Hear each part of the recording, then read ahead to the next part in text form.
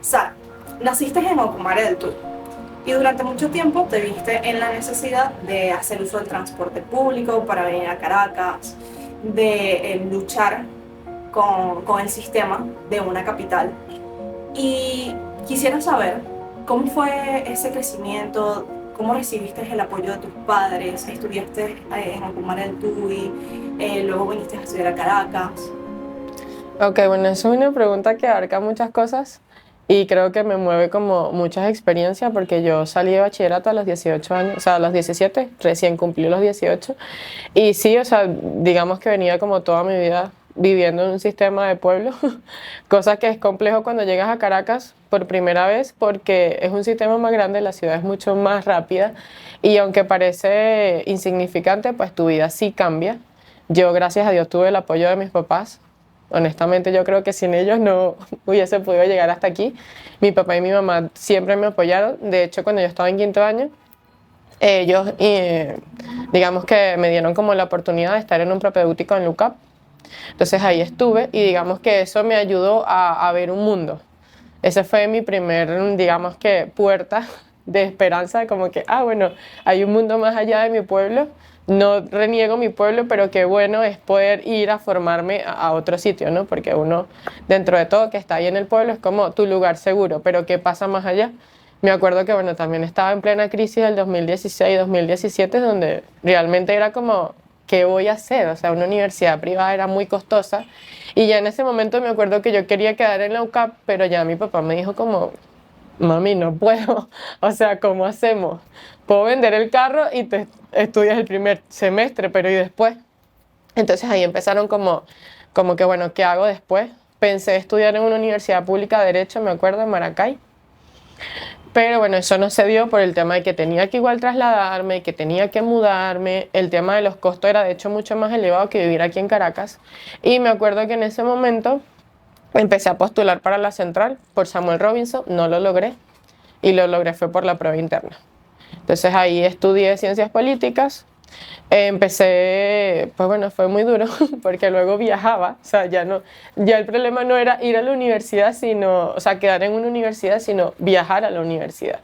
Estuve viajando básicamente 6 meses del primer semestre y fue muy horrible. O sea, yo lloraba muchísimo. Me acuerdo que en mi primer parcial de ciencias sociales, cuando lo presenté, lloraba porque no me acordaba de la mitad de las cosas, porque duraba 6 horas en el transporte público, de Ocumares a Caracas, y son solo media hora en autobús. Solo que el hecho de que me venía en metro, me trasladaba en ferro, pues era muchísimo más complejo. Pero sin embargo, bueno, siempre lo supe sobrellevar y en un punto sí hablé con mi papá y mi mamá y le dije, mira, si no me puedo quedar en Caracas a partir del nuevo semestre, entonces yo prefiero dejar de estudiar, me voy para Perú a trabajar. O sea, en mi mente yo pensaba eso, era como, ya no quiero. Porque me daba cuenta que igual hacía un montón de esfuerzo y no estaba rindiendo, porque digamos que yo venía de promedios estables, pues mi promedio era de 16, de 17 en bachillerato.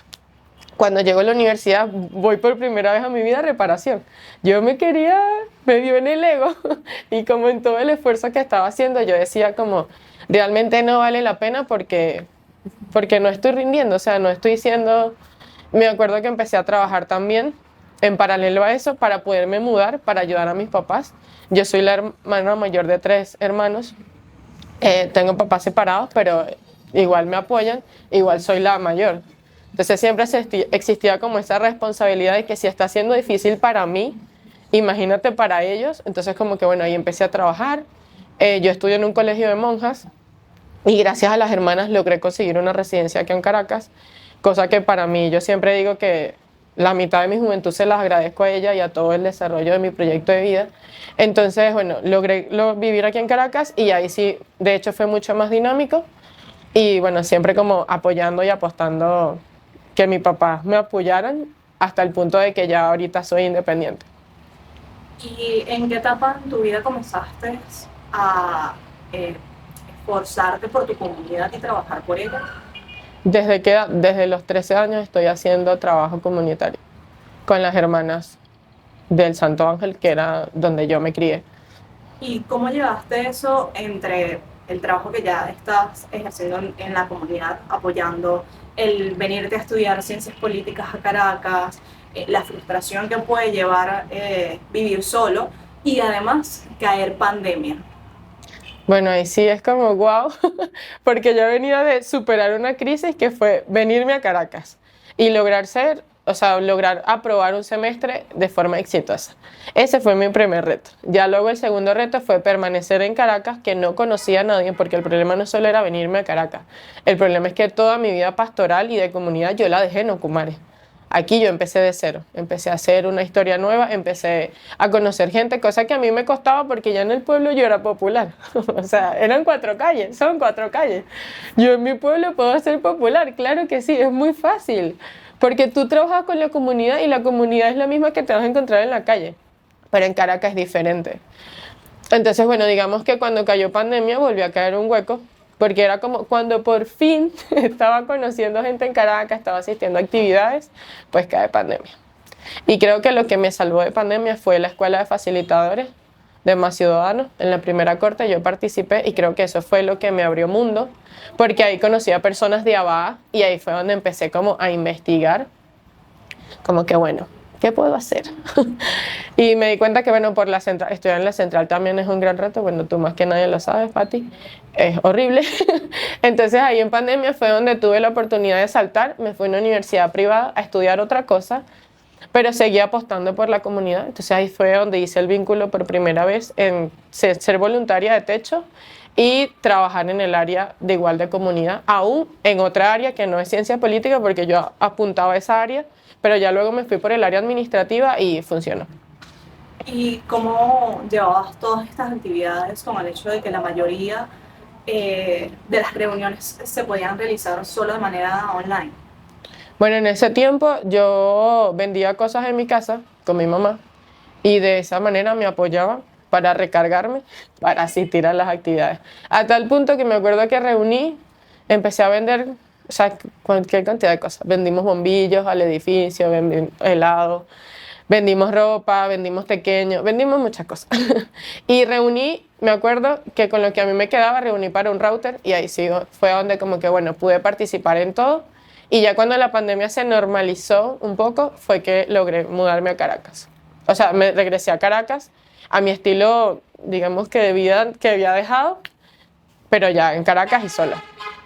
Sí. ¿Y no te costó volver a conseguir dónde vivir? No, bueno, tuve la suerte que me mantuve en la residencia.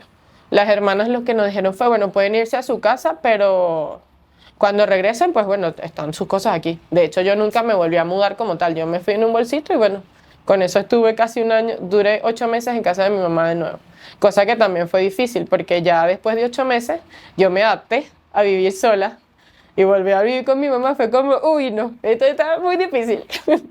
Sí, fue muy complicado. ¿Y cómo fue todo ese proceso para luego iniciar con el voluntariado de techo y con el de ABA? Bueno, en ese momento fue en el 2021, en julio del 2021, que ya logro, o sea, ya luego de vivir esos 8 meses donde mi mamá, me regresé a vivir sola de nuevo. Ahí estuve como estableciéndome y empecé a buscar por internet. Me acuerdo que yo le escribí a una amiga, que ella se llama María Ángel, yo le escribí como, mira, chama, quiero hacer voluntariado, ¿cómo hago? Porque ya luego de pasar 8 meses en el pueblo y regresar, ya tenía como más herramientas, porque la escuela de facilitadores me ayudó como a empujar. Como que, bueno, si no conoces a nadie, tienes que empezar a darte a conocer. Entonces ahí fue como que le escribí a ella, que yo sabía que ella hacía trabajo comunitario. Ella está como en esta onda de feminismo, de mujeres de redes, pero en ese sector. Pero no me identificaba con eso y le dije, bueno, ¿cómo hago para llegar a otros espacios? Ella me dijo, bueno, busca Techo, búscalo en Instagram, ellos siempre están buscando voluntariado. Y de verdad ahí logré buscar en Techo. Me acuerdo que estaban haciendo una apertura para una actividad que fue creo que fue el primer proyecto de techo luego de pandemia, que se llama Implex, que fue en la comunidad de Turba. Yo ahí me inscribí, tuve digamos que 2 sesiones para saber qué es lo que íbamos a ir a hacer para allá y tal, con Laura Piña, y bueno, ahí estuve. Me acuerdo que fue en julio, que fui al primer voluntariado de techo y ahí empecé como a vincularme. Ahí volví a coincidir con gente de Abá. Y tengo una amiga que se llama Yay, que ella me dijo, Sara, tú tienes todo el perfil, así que hazme el favor y lleva los papeles. Y como ya estaba en otra universidad que podía tener los papeles más rápido y tenía buen récord de notas, entonces ahí fue donde terminé de dar el salto porque yo quedé en ABA en noviembre del 2021 y postulé en julio del 2021. Entonces, ¿y qué actividades ustedes suelen realizar en ABA? En ABA tenemos como varios componentes, no solo te exigen, o bueno, digamos que uno de las exigencias es tener buen promedio, pero no solo eso, sino que también puedas tener un perfil de liderazgo dentro de tu comunidad.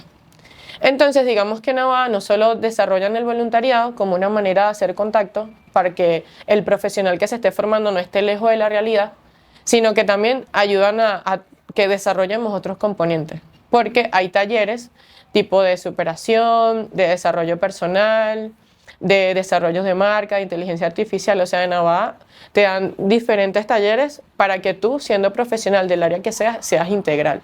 Por ejemplo, yo soy de administración, pero he visto cosas de ingenierías básicas, pero tengo nociones, igual que de diseño. Entonces, digamos que nos hacen tener componentes como más integrales, cosas que es súper bueno porque ya sabemos que después de la pandemia todos los roles son versátiles.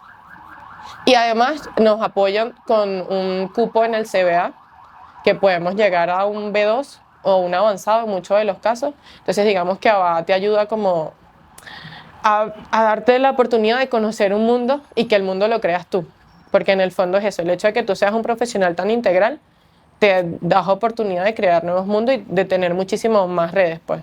Entonces, ¿y cómo vinculaste eso con tus actividades en Techo? bueno, mis actividades en Techo, yo siempre dije que quería hacer algo y me encontré con personas increíbles que me ayudaron a alinear mi perfil, porque ABA te ayuda a eso, te enseña eso, a alinear tu perfil. No es necesario estar en todo para ser bueno o para reducir o para decir, bueno, esta persona trabaja en esto. O sea, no es necesario estar en todo, sino en lo que estemos se acerque con nuestra, o por lo menos para mí es, mi mantra es que mi vocación se entre con mi profesión. Y de esa manera fue donde yo en ABA, con esto de desarrollo personal, con los temas que nos daban, de valorarse a sí mismo, de reconocerse, fue donde yo dije, yo tengo que alinear el apoyar a las comunidades con mi carrera profesional. Entonces, soy administradora y soy asistente administrativo, bueno, fui asistente administrativo en una organización que incidía en comunidades. Entonces, digamos que esa fue la manera como yo casé lo que yo he venido haciendo con mi profesión. ¿Recuerdas alguna anécdota en las actividades que tuviste con Techo? Sí, creo que la más significativa fue ir a La Guajira a hacer casas, que es lo que suele hacer Techo a nivel internacional. Eso me cambió la perspectiva de nuevo, porque yo había ido a comunidades vulnerables, pero jamás como La Guajira. Y creo que eso para mí fue un antes y un después de mi vida y del valorar las cosas. Sí. Y en este proceso te enteras del programa SUSI. Sí. ¿Quisieras explicarnos qué es SUSI? Ok, SUSI es un programa de pregrado para jóvenes que estén, digamos que en este descubrir de su vida profesional, donde te permite, digamos que, abrir puertas. SUSI tiene 3 componentes, que es feminismo y mujeres afroamericanas e indígenas, ciudadanía y emprendimiento social y desarrollo económico. Para Venezuela, actualmente solo está aperturado el de emprendimiento social y desarrollo económico. Yo me enteré de este programa por medio de ABA, porque una amiga fue y digamos que ella ha sido como mi motor también de inspiración. Y yo dije, bueno, si ella puede, yo también puedo. Solo que, bueno, tenemos diferentes perfiles porque ella tiene un emprendimiento que se llama Más Resiliente. Y mi emprendimiento tiene que ver más con el área de costura, de traducir un producto de la materia prima que es la tela. Entonces yo dije, bueno, porque para estar en este programa, digamos que tienes que tener nociones de algún emprendimiento, de algún proyecto. Puede ser de diferentes áreas, porque cuando participamos, cada quien tiene un emprendimiento de diferentes áreas, cosa que es buenísimo porque también sigue, digamos que, aportando por esa diversidad, por seguir aprendiendo. Entonces yo me enteré del programa SUSI, me acuerdo que fue por estas fechas del año pasado, no, hace 2 años, porque yo preparé mi perfil. En este descubrimiento yo me di cuenta que, bueno, yo no tenía el perfil para SUSI, porque tenías que hacer del área de pregrado como a partir del 5º trimestre, más o menos en mi caso, y segundo que tenía que, bueno, coincidir tu profesión, tus voluntariados. Por eso yo comentaba, no es necesario hacer muchas cosas, sino que lo que hagas esté cohesionado, que lo que hagas esté coherente con lo que realmente estás demostrando en tu perfil. Entonces, bueno, yo me preparé para eso, tuve roles, por ejemplo, fui pasante de Techo, antes de yo ser del staff de Techo, o sea, como contratada, yo fui pasante administrativo. Estuve en una coordinación de ABA como coordinadora de recursos. Entonces, digamos, y empecé a hacer cursos relacionados a mi carrera, a la planificación, a estructura. Y digamos que eso me ayudó a quedar en SUSY porque son 300 postulaciones más o menos que se hacen y solo somos 3 seleccionados. Entonces, digamos que tienes que, digamos, cohesionar tu perfil para que te miren, para que como que, bueno, aquí está esta persona. Y bueno, yo durante un año preparé mi perfil. Ya luego cuando me postuló a SUSY, me acuerdo que esperé más o menos 6 meses para saber que iba a la entrevista y luego que había quedado seleccionado. ¿Y cuáles requisitos solicita SUSY además de tener un perfil adecuado a el temario que ellos están solicitando? Bueno, básicamente tienes que saber español, tienes que ser estudiante de pregrado, al menos tienes que durar un semestre o 2 semestres después que termine el programa. Tienes que ser académico, ¿sí? O sea, tienes que tener un promedio mínimo, creo que son 16, si mal no recuerdo. Tienes que tener un promedio y tienes que ser un líder. Entonces todo eso tiene que coincidir en tu hoja de vida porque ellos te mandan un formulario donde tú das como tu historia. Entonces digamos que esos son más o menos los requisitos porque te piden que si el pasaporte, obviamente, tus notas, una constancia de estudio de que estás cursando el pregrado, básicamente eso. ¿Y cuál fue la segunda parte de la nominación al programa? La segunda parte, luego de los requisitos de los papeles como tal, fue una entrevista donde te hacían 3 preguntas. ¿Por qué debías ser seleccionado?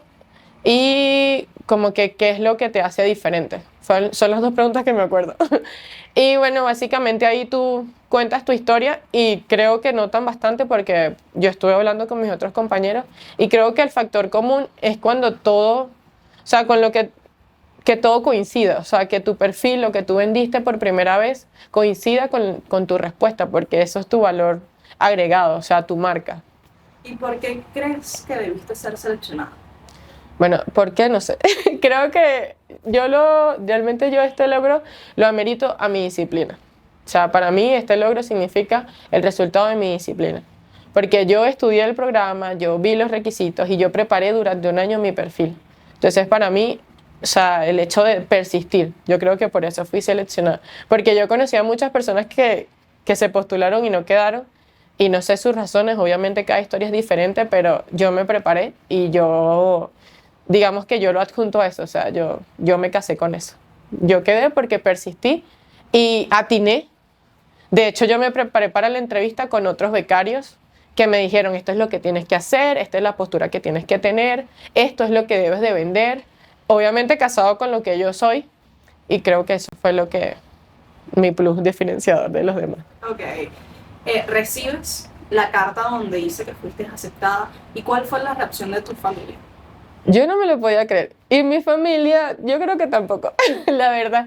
Porque yo me acuerdo que en el diciembre pasado yo dije, no, este año firmo el pasaporte porque yo hice un esfuerzo por sacar el pasaporte, que no es un secreto, que es muy costoso. Y yo le dije a mi familia, este año lo voy a sellar por primera vez, así que prepárense. Y mi familia ahí sí. Cuando yo le llego a mi mamá, me marcho, sí me voy. Bueno, yo creo que mi mamá y mi abuela siempre creyeron en mí, la verdad. Y ya pues los demás se fueron enterando como, qué bueno. Creo que no se lo creían, la verdad. O sea, todo el mundo me creyó cuando me fui. Sí, la mayoría. ¿Y cómo fue este proceso para que te dieran la visa, para mandarte los recursos, para tomar el avión e irte hasta los Estados Unidos? Bueno, desde aquí nosotros recibimos un correo con los pasajes de Venezuela a Bogotá. Nosotros estuvimos 3 días en Bogotá para hacer el proceso de la visa con el tema de que aquí no hay consulado. Tuvimos que ir hasta allá. Ellos lograron como facilitarnos el proceso, ya que, o sea, nos dieron la cita, nos colocaron un botoncito amarillo, o sea, íbamos como especiales a hacer todo este proceso. Básicamente la entrevista duró 1 minuto, o sea, fue muy corta, tipo, ¿qué vas a hacer en los Estados Unidos? ¿Cuáles son tus fechas de regreso? Ok, aprobado. Básicamente eso, porque ya o sea, nosotros recibimos una carta de invitación y esa carta de invitación explica el por qué vas, a dónde vas a estar residido y cuáles son tus responsables allá. Entonces digamos que esa logística fue bastante rápida y ameno porque era un sistema burocrático funcional, o sea, funcionaba, corría, era rápido. Sí, fue muy rápido y nosotros estuvimos 3 días en Colombia y ahí sí logramos viajar a Dallas y luego de Dallas a Oxford. Sí. Ok. ¿Y cuál fue la universidad que te recibió? Miami University. Ahí estuvimos por 5 semanas. ¿Y cómo fue el proceso? ¿Qué personas conociste? ¿Recuerdas alguna anécdota que haya sido especial para ti, que te dejó marcada? Bueno, mira, yo honestamente, ¿sabes las películas? O sea, yo sentía que estaba viviendo una película muy estadounidense. O sea, tú cuando estás aquí, tú no te imaginas nunca vivir algo así, o por lo menos yo no. Y cuando llegué allá, o sea, las habitaciones, el comedor, las instalaciones en la universidad, como que también la tecnología, porque nosotros aquí vemos de una u otra manera clases con papel y lápiz. O sea, allá no, allá es como, uy, guarda eso. O sea, hay demasiadas cosas que tú dices, wow, porque hay muchas facilidades académicas. O sea, una biblioteca increíble, una piscina. O sea, yo fui a la piscina y era una cosa gigantesca. Yo estuve casi como en... Sí visité a mi ritmo, como que todos los espacios en la universidad y fue increíble. Creo que no podría resumir en un solo momento como que fue el más especial o wow, porque para mí todo el programa fue como, yo no me lo creía. O sea, yo duré esas 8 semanas sin creérmelo, la verdad. ¿Y qué actividades realizaban en este tiempo?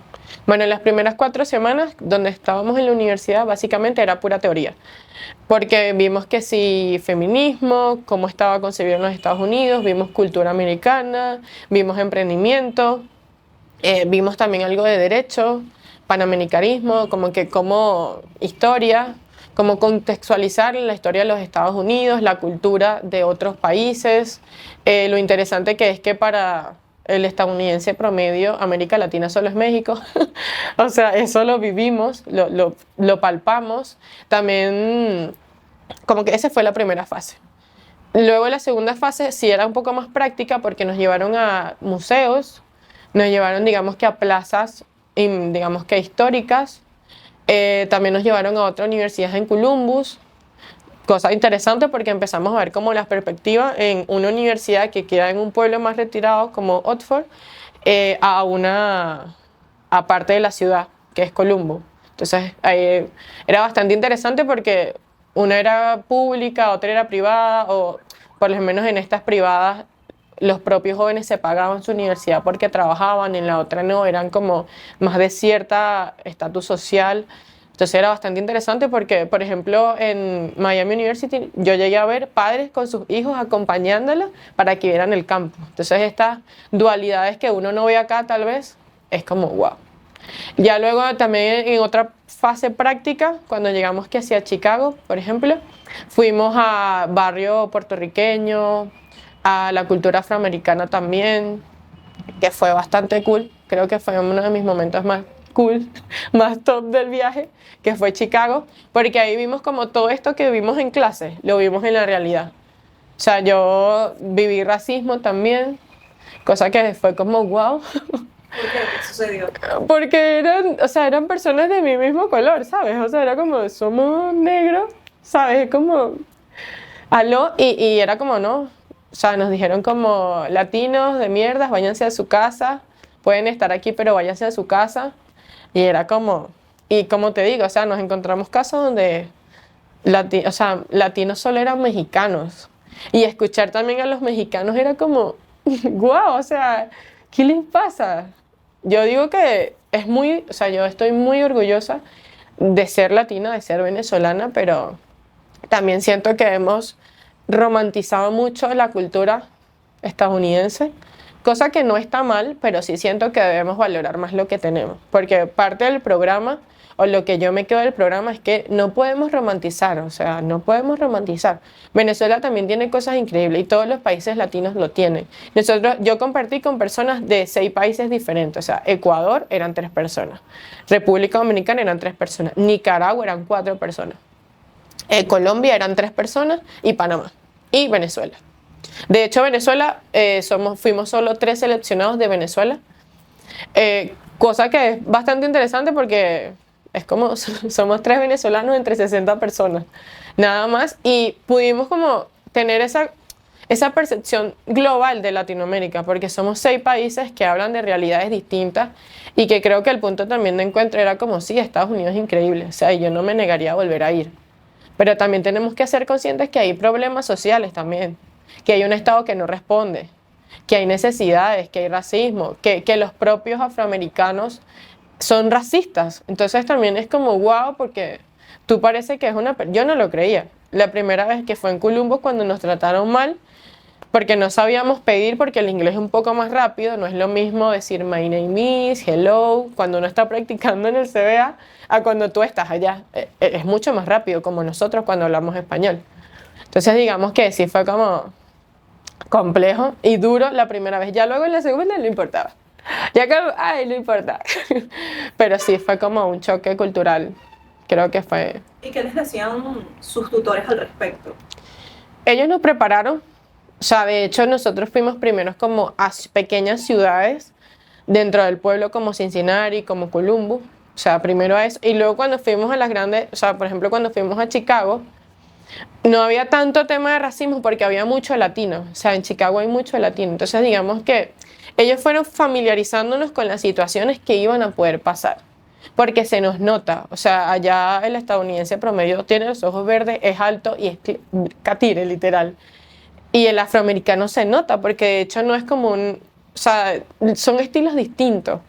Y ahí yo siento que los estadounidenses son cuadrados, o sea, o es blanco o es rojo, ¿sabes? Todo es muy cuadrado y se nota cuando tú eres latino y se nota cuando te atienden porque de hecho hay muchos locales donde tú puedes decir, ¿hablas español? Sí, ah, bueno. Entonces la gente te atiende más rápido, pero al decir que hablas español, la cambia cara, el lenguaje corporal, el corporal cambia. Yo me acuerdo que en McDonald's, por decir eso, me botaron el pedido en un McDonald's. Entonces son cosas que tú como, ¿qué?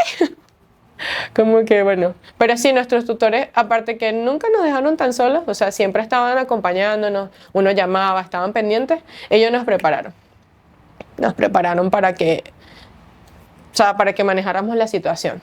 Y creo que eso fue lo que nos ayudó a todos a no perder la cordura. Y durante todo este proceso ustedes estaban compitiendo, ¿no? Me comentaste por un subsidio que les iban a entregar. Sí, bueno, no compitiendo durante todo el programa porque solo fue una fase. Se supone que como todos llevamos una idea de emprendimiento, tú podías tener tu emprendimiento y íbamos a concursar por un mini subsidio. Lo cual dentro de cada universidad, como te dije al principio, como era feminismo, como era ciudadanía, entonces cada quien en su universidad, por ejemplo la de feminismo y mujeres indígenas y afroamericanas, ellas estaban en Arizona. Ellas competían, ellas 20, o sea, concursaban por el mini subsidio. Y nosotros en Miami concursamos con el mini subsidio. Entonces, básicamente fueron alrededor de 18 propuestas, porque primera vez, de hecho, en un SUSI que todos los participantes concursan en el mini subsidio. Nosotros fuimos la universidad con más participantes concursando, lo cual también nos llena de mucho honor porque quiere decir que bueno, no somos tan malos. Y bueno, ahí sí estuvimos casi todo, bueno, como te dije, 18 personas concursando por el mini subsidio. Y bueno, yo fui una de las seleccionadas. Me acuerdo que fui la primera que nombraron y tampoco me lo podía creer. ¿Cómo qué? O sea, yo en la foto salgo como me paro, me siento, te doy las gracias, o sea, dime qué hago. Sí, ahí fue bastante interesante. Porque como te digo, había una diversidad de emprendimientos que tú decías, wow. O sea, yo cuando preguntaba era como, uy, creo que no voy a ganar. Porque hay ideas demasiado interesantes y cool dentro de Latinoamérica, sí. ¿Cuál emprendimiento presentaste? Yo tengo un emprendimiento que se llama SAO Uniformes. Nosotros ya tenemos un año especializándonos en este rubro. Entonces, yo junto a mi novio, que es mi socio en este momento, pues bueno, ya teníamos, como te dije, un año en este tema. Y yo dije, bueno, ¿y si me lanzo? ¿Y si a SAO le doy un componente social? Básicamente nosotros le damos empleo a estas personas por pedido. Estamos impactando la vida de 4 personas que hacen vida dentro de la comunidad. Exactamente, porque todavía estamos. Hicimos vida en ferias escolares con uniformes que hacíamos dentro de la comunidad con un precio accesible para la comunidad.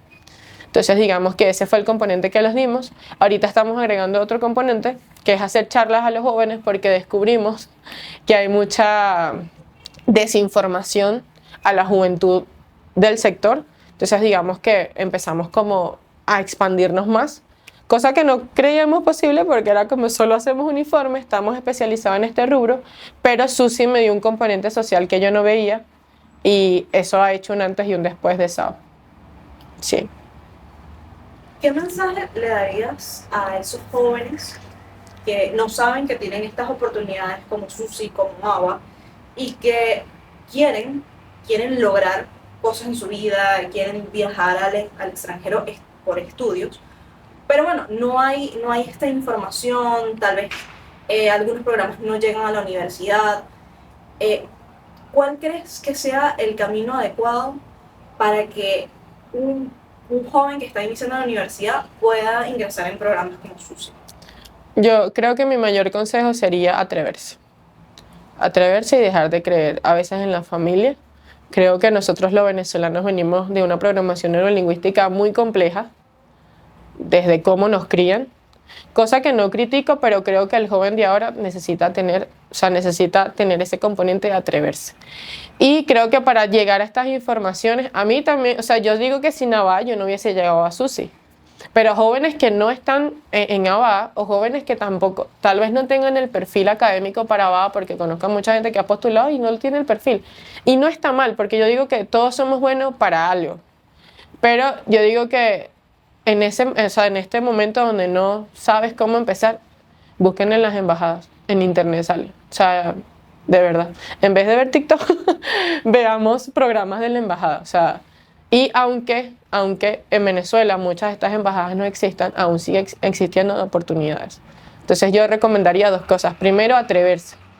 Y segundo, buscar información tal vez en embajadas, en los consulados, que son como un poco más reducidos, buscar organizaciones, porque a veces el buscar organizaciones es como, bueno, yo busqué a Techo, pero de Techo salió Alimenta, de Techo salió Womun, o sea, a veces una organización te puede abrir muchas vertientes. Y creo que ese es el componente. De hecho, buscar ABA también te da otras opciones.